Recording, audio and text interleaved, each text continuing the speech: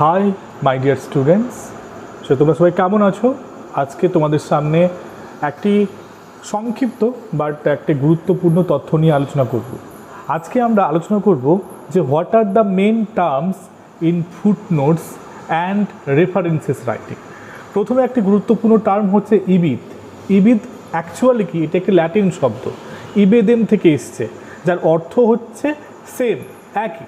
So এটি ব্যাখ্যা করে যে একই অথার বা একই উৎস থেকে নেওয়া হয়েছে। হয়তো দেখা গেছে প্রথমটা লেখা হয়েছে যে একটি বইয়ের নাম, অথারের নাম এবং তার লোকেশান এবং কোন ইয়ার পাবলিকেশান, এগুলো সব দেওয়া রয়েছে। তো সেটাকে আর দ্বিতীয়বার না লিখে ওখানে ওটাকে আমি ইবিদ লিখতে পারি। So in the immediately preceding reference, মানে ওটা কিন্তু 3-4টার পরে করলে হবে না, একটার পরে তার ঠিক পরেরটাতে যদি থাকে তখন করা হয় ইবিদ।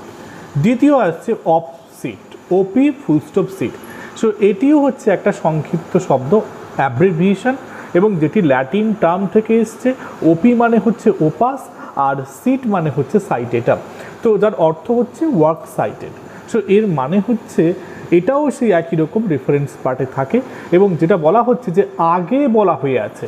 তো রেফারেন্সে যখন আমরা পরবর্তী সময় লিখছি, মানে 2-3টার পরেও লেখা যাবে এটাকে, কিন্তু ইবিদটাকে করা যাবে না। তো সেম অথারের দ্বারা যদি লেখা হয়ে থাকে তাহলে কিন্তু আমরা ওকে অফ সিট বলে পরে দেখাতে পারি যে ওই লেখাটা হয়ে গেছে। তারপরে আসবো তৃতীয়, যেটা হচ্ছে loc cit, LOC full stop cit. So এটাও হচ্ছে একটা অ্যাব্রিভিয়েশন, একটা লেখা যেটা এসেছে। এই যে লক সিট মানে হচ্ছে লোকো সাইটেশন, ওকে। তো যার অর্থ হচ্ছে ইন দ্য প্লেস অফ, মানে ওই জায়গায় এটা হবে। সো এটা কিন্তু ফুট নোটে ব্যবহার হয়ে থাকে এবং এন নোটে ব্যবহার হয়ে থাকে। এটা রেফারেন্সে নয়, কিন্তু মাথায় ঢোকাবে, এটা ফুট নোটে বা এন নোটে হয়ে থাকে। তো সাধারণত একটা টাইটেলকে রিপিট না করার জন্য এবং পেজ নাম্বারটাকে রিপিট না করে আমরা কিন্তু এরকম করে থাকি। সবশেষে হচ্ছে এট আল, ইটি full stop wall.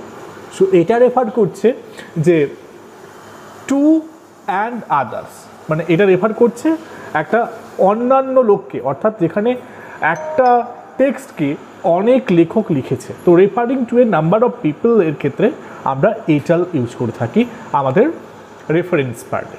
So that's all for today, thank you.